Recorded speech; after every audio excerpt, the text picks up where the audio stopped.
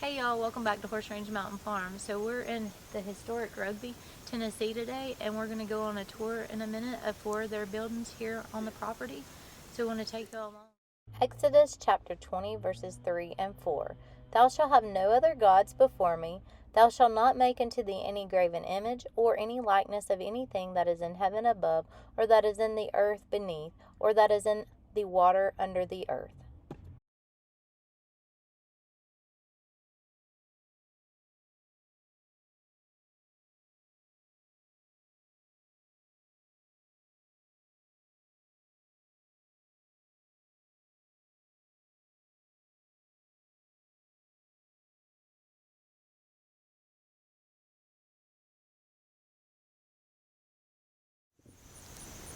Founded October 5, 1880 by noted English novelist, statesman, philanthropist, and reformer Thomas Hughes, Rugby was named for his English alma mater. The agrarian class-free colony offered new prospects to second sons of British gentry and others.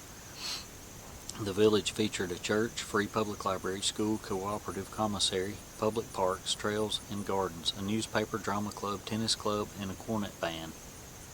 Okay, so before we go into the buildings, first off, welcome to Historic Rugby. My name's Brian, and I'll be your guide. So before we go into the buildings, just to give you kind of a background on why there is a rugby, the land itself was purchased in 1878 by a group of investors known that represented the Boston, Massachusetts Board of Aid to Land Ownership Office. Now, the primary investor was a man named Franklin W. Smith. Now, they were purchasing land here in Tennessee for the purpose of creating the community known as the City of Plateau, in reference to the Cumberland Plateau.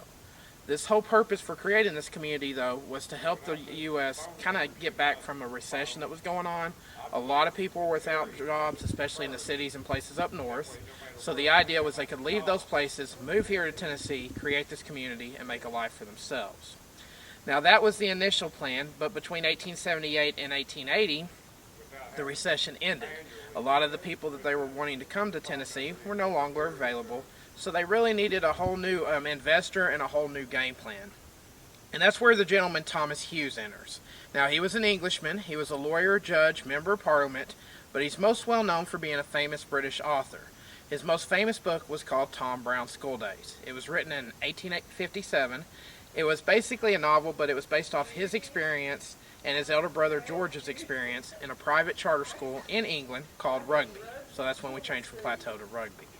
Now, he wanted to create this for two purposes. He wanted to create it to be a utopian-based society where people of different social economic backgrounds, different nationalities, different races, and different Christian denominations could work together in a cooperative mindset. But his primary purpose was to offer something for the younger sons of England. Thomas was a younger son himself. He is part of the English gentry, your upper-class families. And how it worked is typically your eldest son inherits the entire estate when the parents pass. Younger sons might get a lump sum or maybe an allowance, but eventually their money runs out, and they're really kind of stuck in a state of idleness. The reason for this is due to the social economic standards of the time.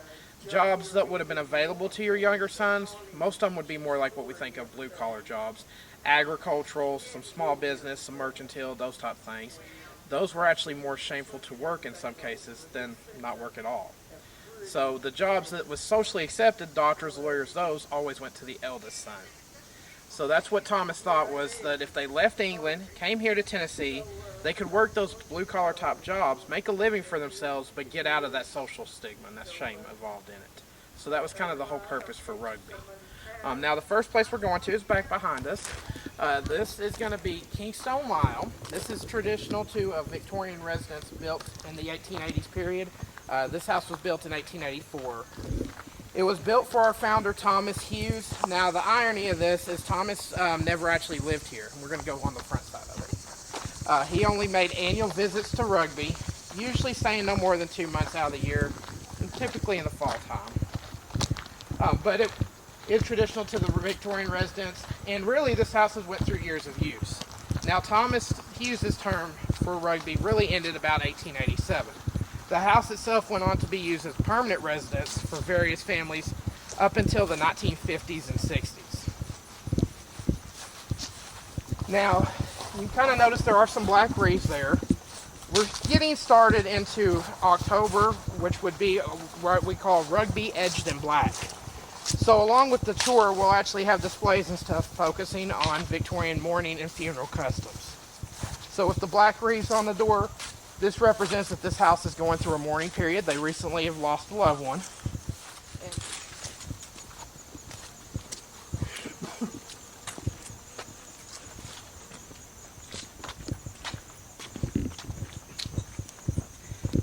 So we will be entering the formal parlor, which is typically used for entertaining guests.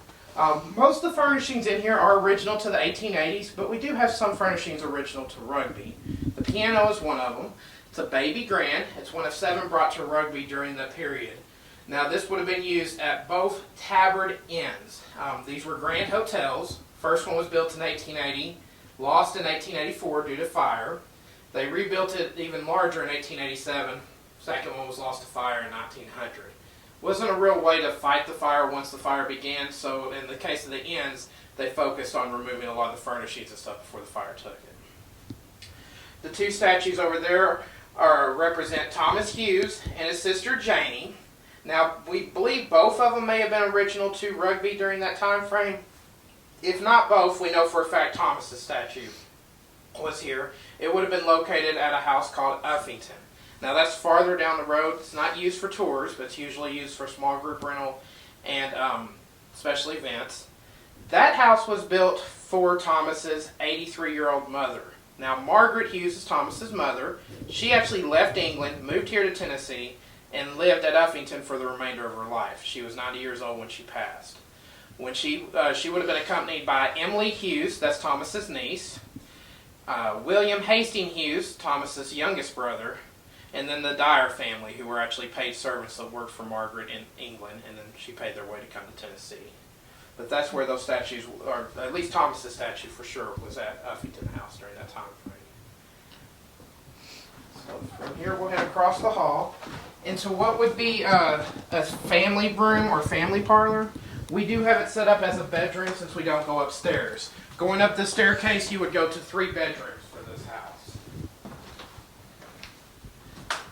Now our bed frame is original to a house called Twin Oaks. Now that's privately owned today, but it was built in the 1880s. Along with the Rugby Edge in Black, for this part you see a couple pictures here. The gentleman there is Charles Oldfield. He was sent in the beginning of Rugby, basically, after Thomas Hughes and such took over. But he was sent more to be like an investigator in a sense. There was a lot of complaints and management issues and stuff between the different groups involved, so he was trying to figure out what was going on. Well, he came from England, did his investigation, fell in love with Rugby, so much in fact he actually wanted to live here. He wrote to his wife trying to encourage her to come here with their children. Sadly, before any of this can happen, his eldest son was able to be here with him in Tennessee during this time, but his other children and his wife were still in England when he passed away. So he's one that the internet has ran with and pretty much said that he's one of our local haunts here in Rugby. Not sure about that. The reason a lot of people have jumped to the conclusion that he might haunt some of the buildings and stuff here is because he did die here in Rugby. And under the circumstances, it would have been bitter being that his family was away from him. However, if you look at the obituary, you'll see that the people of Rugby actually befriended him very well, and there were several people that nurtured him during his time of need. The writing desk is draped in black, and we do have letters edged in black. So common in this period, if, like Mr. Oldfield passed away, his family would be notified with a letter and even sometimes the envelope with a black border on it. And that was kind of giving you a heads up that you're receiving mourning news. So this is common for that period. Of course, we have Miss Mary in the corner there. She's kind of hiding, but she is representing the mourning period. Her clothing is not full mourning. Since she has a lace veil, she'd probably be in what's referred to as half mourning. In full mourning, you're going to be wearing, the women at least, will be wearing black dresses, usually made of crepe, which is silk and cotton, I believe, mixed. And they would have no lace or anything, no color but black, and all solid clothing. When you get into the half mourning period, you could add white, some other colors, as well as the lace. So depending on who passed away, if a woman lost her husband, the full mourning period can be anywhere from a year to 2, if not longer. Half mourning can be about 6 months or Depends, but usually that's going to be the longest time. Now, if it was a child or something, it'd be a little bit different. Men had it a little easier. Most of the time, their mourning period was only considered 3 months, and the only thing we'd add to our attire would be maybe a black band on our arm. So, the mirrors you will see in here are actually covered. The idea with Victorian and mirrors being covered is because since the body would be here, as well as the spirit, when it left the body, if its reflection was seen in the mirror, there's kind of two possible ideas. One felt that the soul would be trapped in the mirror, and in a sense, no longer able to enter eternity. And then the other one is basically the soul may actually be trapped within the house and continue haunting afterward. So that's kind of the mourning with the mirrors. Now the other items you might see, and you'll see more as we get to other buildings, pictures are typically covered or put away. If, in the case of Eddie James Boone, if there are any pictures of his family here, the two things with that is they would feel that the spirit may actually haunt that person, or that person would be the next one to die that they've seen. So that's why pictures and mirrors are put away or covered. Now we do have original pieces in here, again from the Tavern Inn. That's from the first one. That would have been in one of the guest rooms of the first Tavern Inn, and then this would have been from the second Tavern Inn. So from here we'll go into the dining room.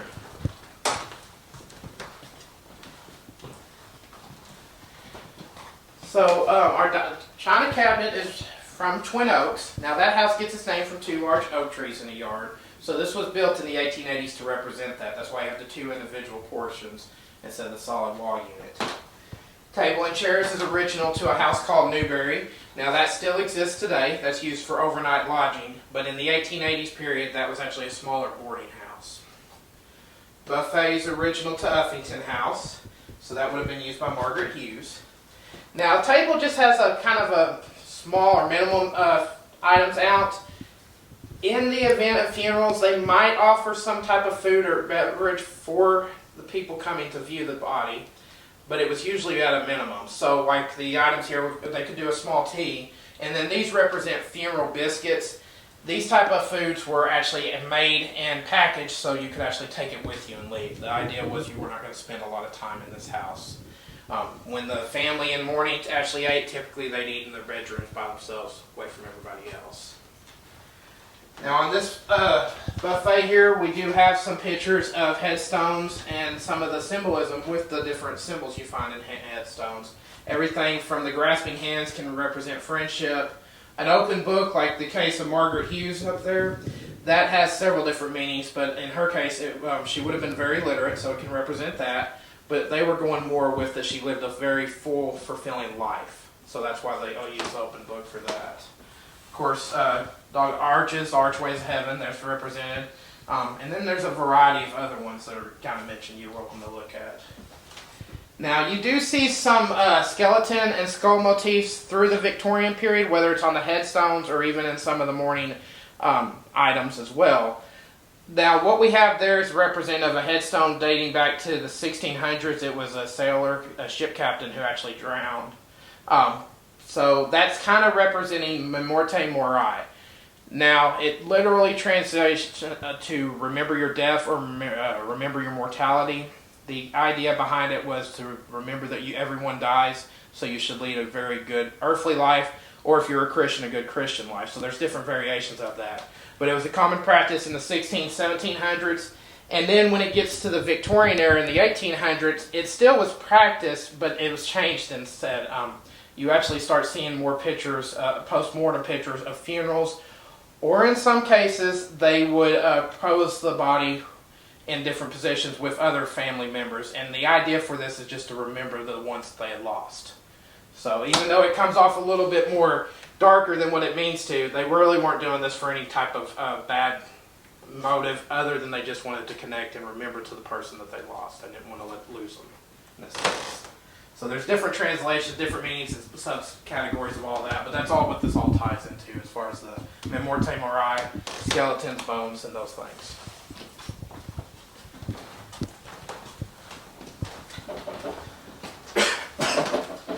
Our focal point in our kitchen, of course, is our stove. That's a Kalamazoo Queen from Kalamazoo, Michigan. Being the Queen model, it is a more luxurious model, so it has extra amenities, including a warming tray up top. This whole section is just a reservoir for hot water. You have your temperature gauge built into the oven, or thermometer in it.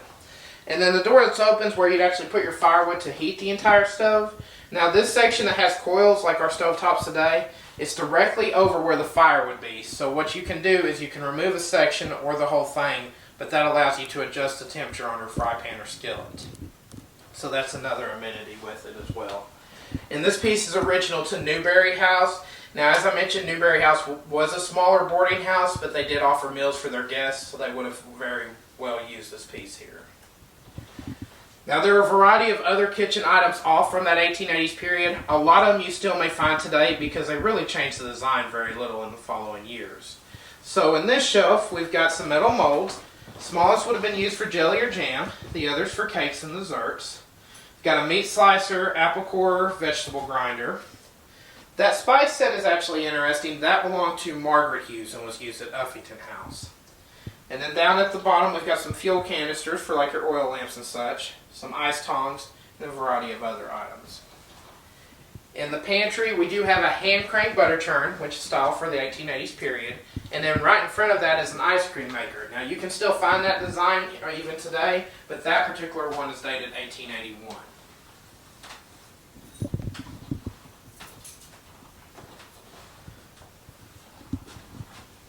It's neat. We're going to actually walk down to this direction, and then we'll cross the road here in just a minute and go to the church. Now, the church that we're going to is the 1887 Christ Church. It's actually the second church for rugby, though. There was one before it. It would have been located where our schoolhouse is today. The original structure was actually like a community building in a sense, so where that's only a two-story structure, the original was a three-story. One floor was dedicated to be a one-room schoolhouse. The next floor was set up as a church, and it was designed for open worship, so any group could actually use there, any Christian group. And then the third floor was used by groups like Oddfellows and later your Masons, so some of those different organizations. So this church was actually built in 1887 that we're going into. The land was purchased in 1886. And part of the reason this church was built is they realized that they really didn't have enough space for service in the other one. Their congregation was getting too big. And then also, really, there's just too much activity in that building, so they weren't actually given adequate time for church services. But this is still actively used today. They have service every Sunday at 11. And it's been more or less continually used from the time it was built in 1887 until today.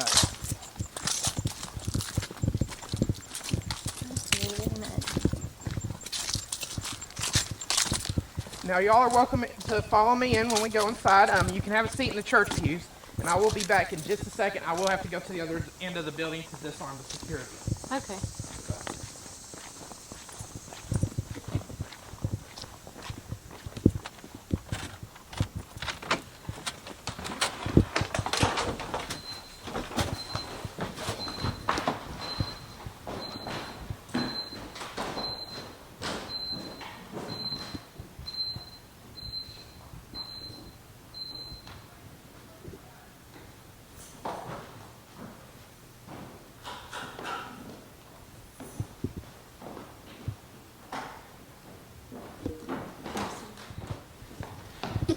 Alright, so welcome to the 1887 Christ Church. Now, even though this is still actively used, it does retain a lot of the original furnishing and features. The church pews, which are still used today, these are original to the 1887 church. They do have the kneelers on the back for prayer. A lot of your furniture up in the altar is also original. Now, our stained glass window, that piece is original to 1889. It was actually made in Germany and brought over from Germany to Tennessee. Now, most of your symbols are Christian-based. However, they dedicated each panel to two different women. So if you look down at the bottom, you'll see the yellow section with the blue band above it. On the left, it has the name Margaret Hughes, and then it has the date of her birth and the date of her death.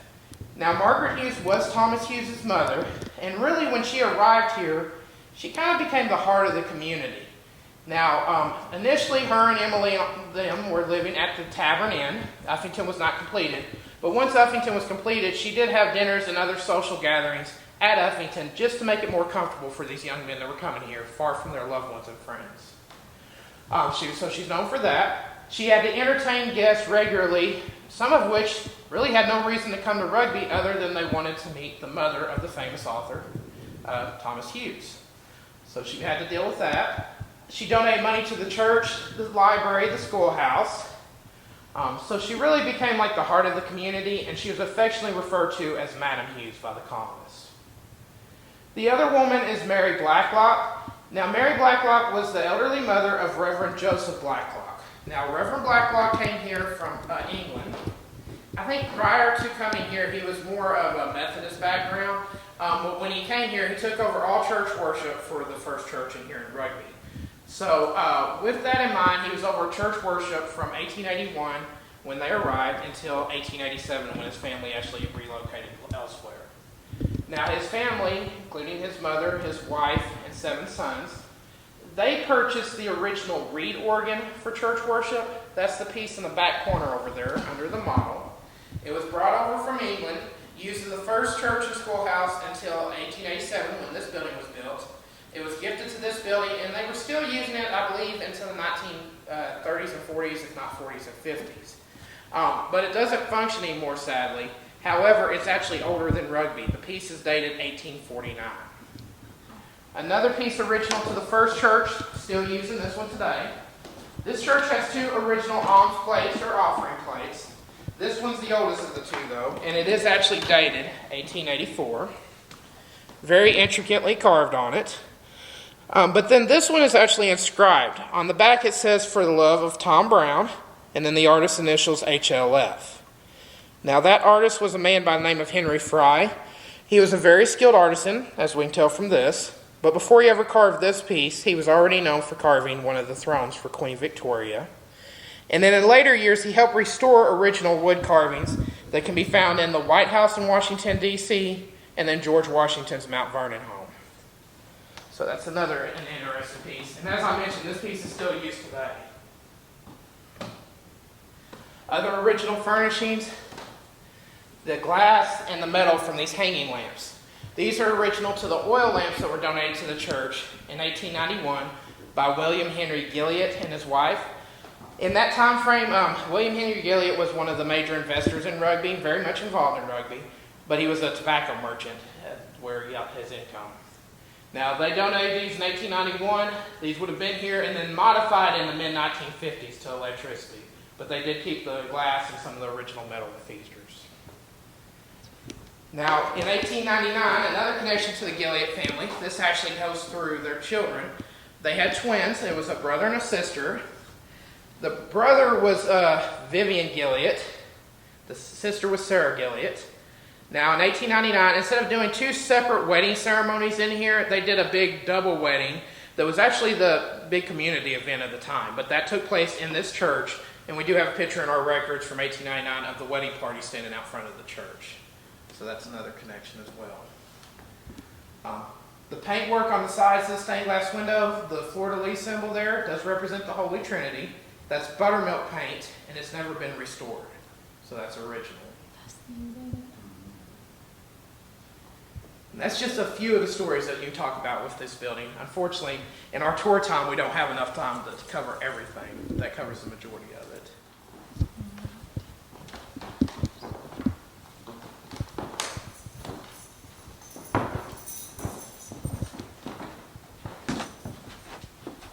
Farther down this road, there's one called Pioneer Cottage. It's been modernized, of course, but it's actually an original structure. And that's actually the one when Thomas Hughes came to visit in 1880, he stayed at. Okay. And then the other accommodation is kind of set back a little bit, but it's called Newberry House. And then that one, you can do a whole house rental, but it's actually set up where it has 5 rooms up top and then 1 down below, and they can be rented individually as well. Oh. So we're actually going to walk down to this building first, okay, and then we'll finish the tour at the schoolhouse. Okay. And then another lodging opportunity that we offer that's through Historic Rugby and Corporate is Ivy Annex or Ivy Cottage. That's a 1950s house that's been modified into 2 different apartments. However, we do that through Airbnb. Okay.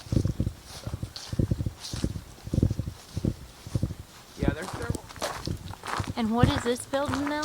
This is the Hughes Library. Hughes Library.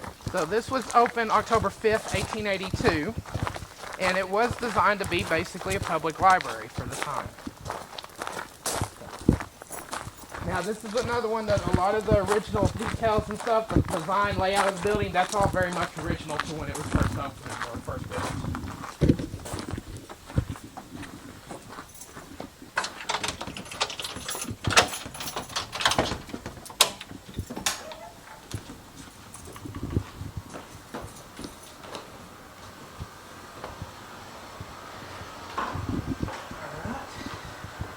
So as far as the library itself, and in the beginning, they were offered, or had donated, roughly 7,000 books, all printed before the 1900s. That's what you see in here. So they had 5,000 donated from public publishers as well as a few public organizations. And then another 2,000 came from the colonists that lived here and really just people passing through. Now our first librarian was a man by the name of Edward Burts. It's the gentleman in that picture over there. He was responsible for cataloging and organizing all these books. Now, granted, some are right after he had left, but he did have a huge majority of them that he did catalog and organize. The system he used, he was actually working with the Chicago Public Library, so they didn't use Dewey Decimal, they did more of the system used by the Library of Congress. However, with Edward Burts, he modified that system, so he kind of created his own in a sense. Now, when the library first opened, much to the disappointment of the colonists, we were not a lending library initially. The reason for it is Edward Burst had only completed a small portion of that cataloging process. So with that in mind, you'd have to come in here, he'd get a book for you, and you'd have to sit here at the tables and read them. You could not check them out. This would have been in 1882 when it first opened. Now by 1884, 1885, we were one of the first lending libraries in either the southeast United States or the southern United States during that time frame. So it did actually lend books out. And we do have in our collection some of the original check-in and check-out notices. Mm-hmm. Now as far as what types of books are in here, we have a variety of categories. If you're a history buff like I am, you'd be coming over here to this section. It's marked with the letter D, but this is all history books. Down below at these gray volumes here, we have different types of public documents. Some are marked, and in this case it's not marked. But these are your official War of the Rebellion. It's your American Civil War records, first printed 1881. And that's the two bottom shelves there. There's a section over there for more religious books, marked with C. This shelf has a mixture of sections. There's one for essays and miscellaneous, language and rhetoric, and then we do have some public documents down on the far end there. There's some census records and then some geological surveys. This back corner section that goes to the window, that is actually a juvenile section. It does have some school textbooks in there, but then you'll find novels such as Around the World in 80 Days, Arabian Nights, Swiss Family Robinson, or just to name a few.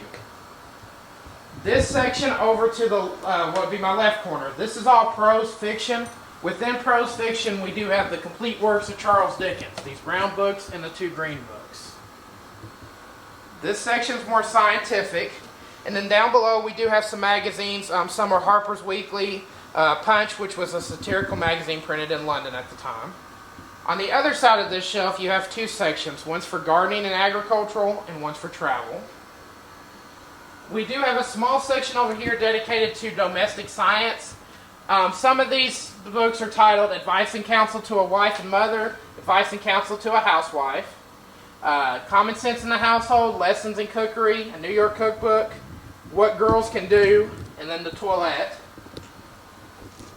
This section here is actually all poetry, so we do have Shakespeare in here, as well as Tennyson, Chaucer, as well as a variety of poets, because this section's from floor to ceiling.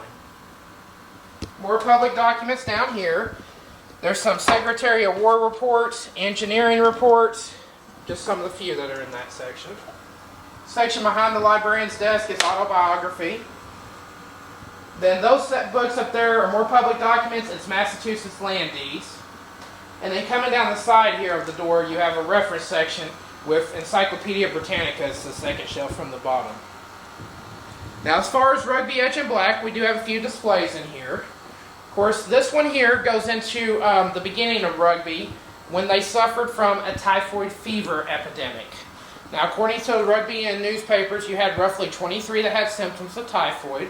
Symptoms vary, but in the case of Emily Hughes, She had insomnia, anorexia, pale face, clouded mind, and a temperature of 102 that lasted several weeks.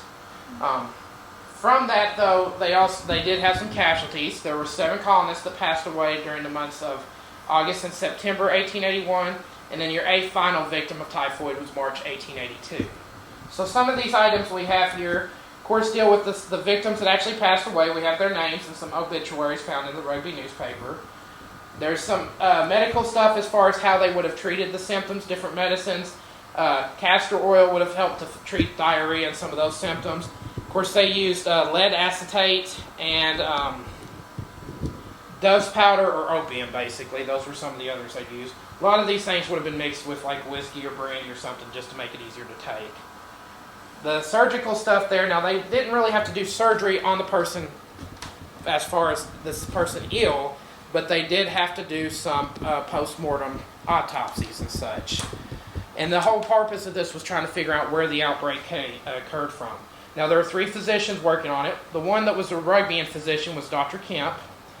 You also had Dr. Underhill and Dr. Whitaker. Those 2 came from Cincinnati, Ohio. So they were wondering, they finally figured out that the outbreak probably occurred most likely at the Tavern Inn's drinking well. But they were very heavily looking into the Tavern Inn itself. So what we have there, the small copy is from the newspaper, and then I did a larger copy that I've tried to freehand. They were investigating the design of the Tavern Inn. And one thing they noticed is initially a lot of the lines that would carry water to the cistern for like drinking, those did cross some of the lines that carried the sewage and other things as well. So they were concerned that that could have been a factor in the contamination of the water. But it really was a big issue, not only for the loss of life. Of course, at this time, the Tavern Inn was the major source of income coming into Rugby, so it had to be closed and thoroughly sterilized, including burning and destroying some of the furnishings and some of the pieces from it. But this was all leading into what would be a difficult, really a 3-year period for Rugby. It started off with the winter of 1880 being one of the coldest on record for Cumberland Plateau. Then the drought that took place in 1881, that happened that summer, and then of course typhoid. So in the very beginning they thought Rugby was doomed before it ever began, and it was actually considered a failure at that point. In 1884, 1885 though, it was progressing. They were actually thriving in a sense, and we went back to a population of 350 people. So that's probably why Keystone Lyle was actually built, to honor the fact that Rugby was growing. This desk here is more dedicated to the Victorian mourning and funeral. It was very much commercialized, especially if you're a wealthy family. So they had mourning warehouses where the women could buy a lot of these mourning dresses and such. All sorts of mourning and remembrance jewelry. Some of it, of course, the white represents ivory, is what it would have been made out of. The different flowers represent different things. So daisies and white flowers typically represent youth. Of course, any roses represent love. Different things like a quiver of arrows, which is in this one brooch here, that represents a family. The grasping hands is friendship. So all sorts of meanings on these. But then besides the jewelry itself, it also went into hair jewelry, where they take the hair of the loved one that had passed and either make elaborate jewelry like this where they weaved it, or it could be as simple as the locket over there, which is a piece of hair that they were saying.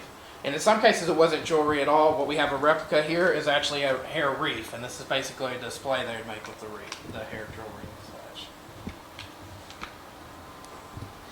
And then our other Rugby Edge in Black display is over here. This focuses more on Queen Victoria herself, but it really deals with Queen Victoria and the loss of Prince Albert initially. So she really set the standard for the Victorian mourning period. And really, she continued wearing aspects of mourning attire up until her own death, which you can see here. Now that is a picture of Prince Albert on his deathbed. The idea at that time was to have a good death, which means you would die in bed with all your friends and loved ones there, and that's what you kind of see here. Now she did want to remember him, and you can see that in this picture here after his death. Of course, the first one is with him. Second one's after his death, and she always had a marble bust of Prince Albert as part to represent that he was still part of the family. The 2 rings there, one is a replica of an engagement ring given by Prince Albert to Queen Victoria. That's the snake design there. And then the black one with the seeds of pearl, that is representative of the mourning ring that she would have actually worn. And then, of course, the notification and the publicity as far as her own death as well. So, are there any? Now, this building was actually designed by John S. Winkley, I believe was the carpenter's name. Now, he actually died in the middle of this process. So, what was interesting about his story actually ties into his wife. His partner was still working on the process. But typically in that time, when you would lose a husband, the woman would go into mourning and usually have to rely on the family member for support. Well, in this case, if she didn't rely on any support, she actually worked with his partner and actually finished the construction of this building. So that's kind of a unique situation in that time frame. Probably had the most changes over the years. It was at one time our main visitor center, so it has displays covering all the history of rugby, which I'll explain some more in that in just a moment. Now, when we enter on the first floor, do be mindful, as Rugby Edge in black, you will actually be walking into another funeral scene, and there will be a casket in front of us. So, and I'll explain more as we get inside.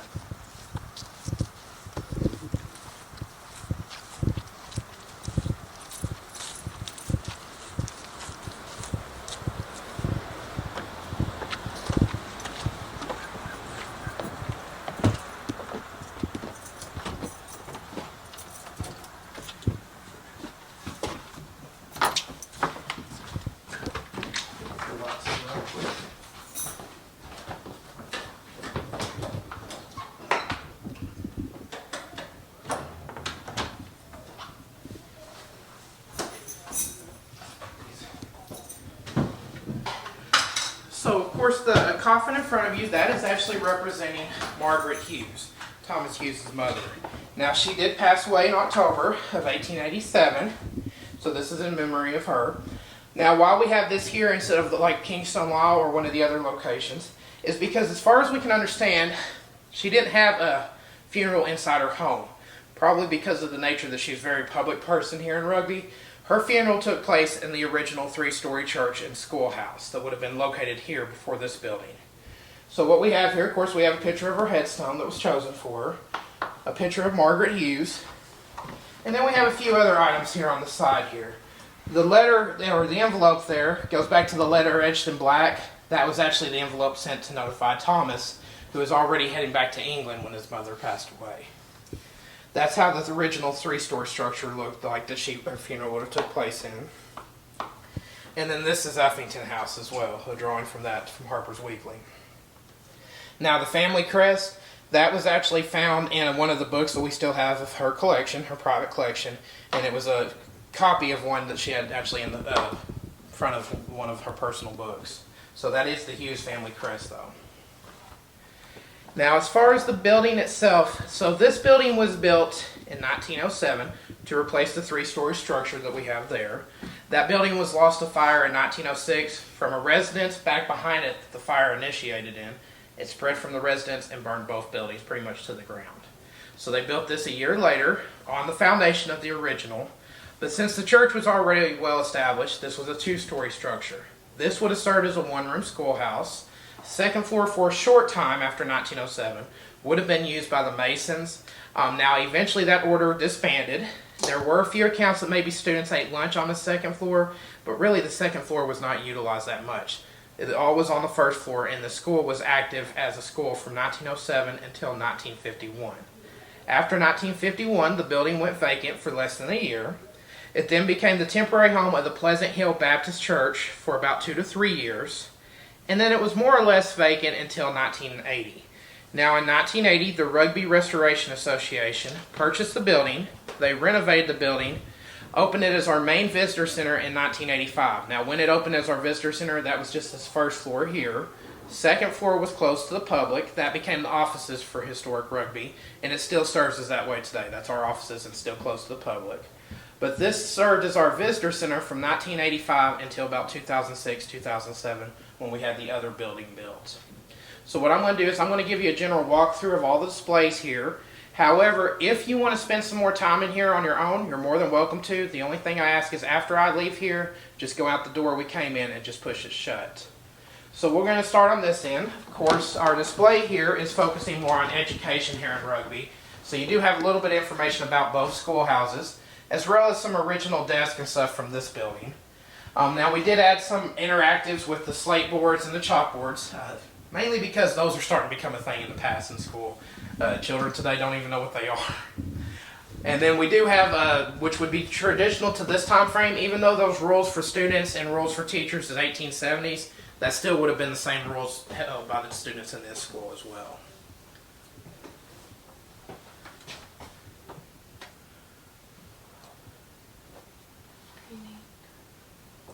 So going down this hall, you see this title that says The Dream Developing, and this is basically Thomas Hughes' dream for rugby. So that's what this whole wall is focusing on, the early development of rugby. Of course, we do have a picture of the Tavern Inn, the road that actually brought people from Sedgemoor in those days to Rugby, is what you see there. And then the train was actually at Sedgemoor. Now, Sedgemoor doesn't exist today. It's actually known as Elgin. So if you go from 52 to 27, that's where you'll find where Sedgemoor would be. And from there, they'd get off the train, have a 7-mile dirt road to Rugby. So that's kind of some of the beginning of that, as well as just the maps and layouts of things. And then we did cover the pictures in here dealing with the Hughes family. So this is one of the pictures we have of William Hastings Hughes. Now the ones that are covered are only going to be more like portraits or pictures. If we have a display like over here with Thomas Hughes, we left that uncovered. Now this green wall though focuses more on Thomas Hughes. Now, we have some of the books he wrote encased in glass, his views on the rugby colony, and then how people viewed him in the public eye. Now, on each end, we have 2 copies from Vanity Fair. It's June 1872. Not really the most respectable image of Thomas Hughes, but we do have 2 different copies of him. That one, though, I think is a little bit more to it. That was recently donated to Historic Rugby by a descendant of the family. And there's writing on the side of it, and then on the edge of it you can see 189, and then the last number's been cut off. I think this was maybe like a poem or something they read as a memorial or eulogy in 1896. Now that year's tied into Thomas Hughes because it was in 1896 that he actually passed away in Brighton, England. So that's the date of his death. Now we do have a picture showing his headstone in the cemetery that he's buried at. And then we have one of the obituaries, was that Boston Herald? He was well known, so there's several newspapers that actually had obituaries for Thomas Hughes, but that's just a sampling of one of them.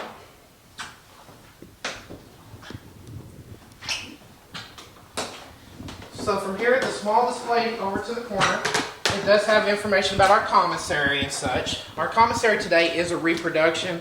It's used more as a gift shop, but it's a 2-story structure. Our original commissary was 2 stories as well. First floor served as a general merchandise store. Second floor was used as commissary hall, and that was basically an event/meeting center. So that's what this little corner display is. Now the TV is in here. When we have events going on in the theater, our 22-minute orientation video will show over here. But the other purpose for this is Tom Brown's School Days. That book continued being popular even into the modern eras, where there's been at least 2 different movie versions made of it. We have the movie poster for one. Now this is one we have available if someone wanted to watch it. I think it was made in 1981. It's black and white. However, it's 82 minutes in length. So I haven't had anybody who really want to sit and watch it yet. But if you are interested in purchasing your own, that's one that you can find through Amazon and somewhere. Haverty Inns. Both were grand resort hotels of the era, offering a variety of amenities, as well as encouraging a lot of amusements here in Rugby. So I don't know if they really called it this in a sense, but they did use tourism as a form to promote this area, even in that 1880s period. Of course, that's the 1880 to 1884 Tavern Inn. This is the 1887 to 1900. Now, the small display over here goes into why rugby declined. Of course, that first year I mentioned the climate and the typhoid. They had management issues really throughout the entire period of rugby at that time, which affected a lot of things. They were promised a rail line to connect Rugby to the main line to take out that 7-mile mountain road. That promise was never kept. So there's a lot of different variables that worked into it. But where you started an initial decline happened in 1887 with the passing of Margaret Hughes. Of course, at that point, Thomas pretty much knew he'd never see his mom again when he was returning to England before that. So he pulled out of rugby entirely. His brother William Hastings actually remarried to Sarah Forbes out of Boston, Massachusetts, so he wasn't living in Rugby. And then Hastings' daughter Emily Hughes, she stayed here for a short time to settle affairs basically. She traveled to England, visited with some friends and family in that area, and then she joined her father in Massachusetts. So that was the end of the Hughes family. Now, after 1887, there were several people who kept things going even beyond that. So your next really major decline for Rugby happened when we lost that structure, the second tavern inn. And then after that, it really just came down to a few small families that tried to keep everything preserved and keep it going. So I emphasize the word decline. I did not say die for a reason. I'll get more into that in a moment. But that would be your two time frames, when Margaret Hughes passed away and then when they lost the second tavern inn. Now our next display here is focusing on Ladicia Fletcher, or Aunt Dicey. That's the woman in this pictures here. She was born in Tennessee, but she lived here in Rugby in the early 1900s. She was very skilled at weaving and sewing, a very skilled artisan of that period. So skilled, she actually had her artwork on display in 24 states here in the U.S. and several European countries as well. So a lot of it is dedicated to her, but it really is dedicated to this whole process of creating these coverlets. Everything from gathering materials, spinning it, dyeing the yarn, and then using your loom to create the coverlets. Now the 4 coverlets on that side, those are original to Aunt Dicey. The one down at the bottom is not original to Aunt Dicey, but it is original to the period. So it really shows you how diverse these can be. And that helped her Aunt Dicey in a sense because she was familiar with Appalachian designs, being born in Tennessee, but she was also able to mimic some of the designs traditionally known to be British in other countries, and that helped her have their artwork displayed in a variety of areas. Now the other woman I have mentioned there, I don't have a text box written up for her, I'm still working on that, but this is Betty Ann Mazengale, or Mrs. Mazengale. She's part of the Appalachian families that live back in property back behind us here. There's a hiking trail through their property. Sadly, their home doesn't exist, but she was here when the colonists first arrived here, and she did interact with Emily Hughes and some of the other women from the English colony.